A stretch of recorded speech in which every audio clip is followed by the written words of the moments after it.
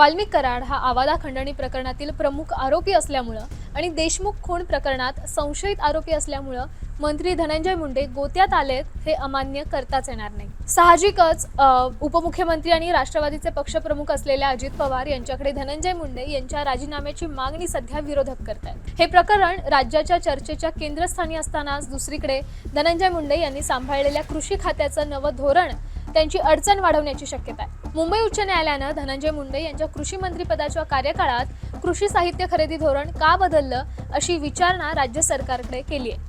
याबाबत 2 आठवड्यात उत्तर देण्याचे निर्देश उच्च न्यायालयानं राज्य सरकारला दिलेत। निकटवर्तीयांवर होत असलेल्या आरोपांनी आणि अटकेमुळे धनंजय मुंडे अडचणीत आलेले असताना आता कृषी खात्याच्या नव्या धोरणांनी धनंजय मुंडेंचं टेन्शन वाढवण्याची जास्त शक्यता आहे। नमस्कार, मी श्यामल भंडारे, न्यूज 18 लोकमत मध्ये तुम्हा सर्वांचं स्वागत करते।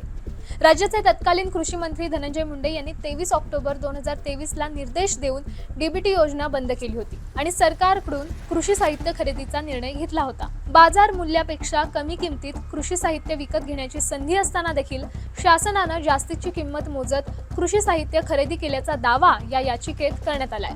राजेंद्र म्हात्रे यांनी दाखल केलेल्या याचिकेवरील सुनावणी दरम्यान मुंबई उच्च न्यायालयाच्या नागपूर खंडपीठानं राज्य सरकारला असा निर्णय घेण्याचं कारण काय याचं उत्तर पुढील 2 आठवड्यात द्या असे निर्देश दिलेत। कोणत्या कारणांमुळे धनंजय मुंडे अडचणीत आलेत पाहूयात। धनंजय मुंडे यांनी 23 ऑक्टोबर 2023 ला निर्देश देऊन डीबीटी योजना बंद केली। बाजार मूल्यांपेक्षा कमी किमतीत कृषी साहित्य विकत घेण्याची संधी त्यांना त्यावेळी होती, मग जास्तीची किंमत मोजत कृषी साहित्य खरेदी करण्याचा का निर्णय घेतला असा सवाल आता उपस्थित होतोय।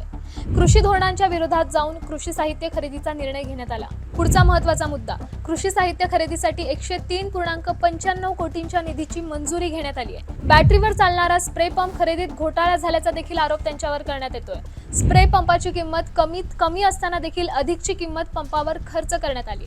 आता या सगळ्या अडचणीत नेमकं घडलं कसं, म्हणजे ही अडचण का निर्माण झाली, तर धनंजय मुंडेंच्या कार्यकाळात कृषी धोरण कशासाठी बदललं हा प्रश्नच आता मुंबई हायकोर्टाच्या नागपूर खंडपीठानं राज्य सरकारला विचारलाय आणि त्याचं स्पष्टीकरण मागितलंय।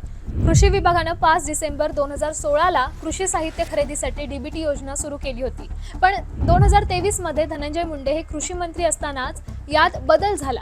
2023 मध्ये राज्य सरकारनं कृषी साहित्य खरेदीच्या धोरणात बदल का केला अशी विचारणा आता मुंबई उच्च न्यायालयाच्या नागपूर खंडपीठानं केली आहे। त्यामुळे आता या सगळ्या विषयांमधनं धनंजय मुंडेंची डोकेदुखी नक्कीच वाढण्याची चिन्ह दिसत आहेत। पुढे काय होतंय येणाऱ्या काही दिवसांमध्ये याचं उत्तर मिळेलच।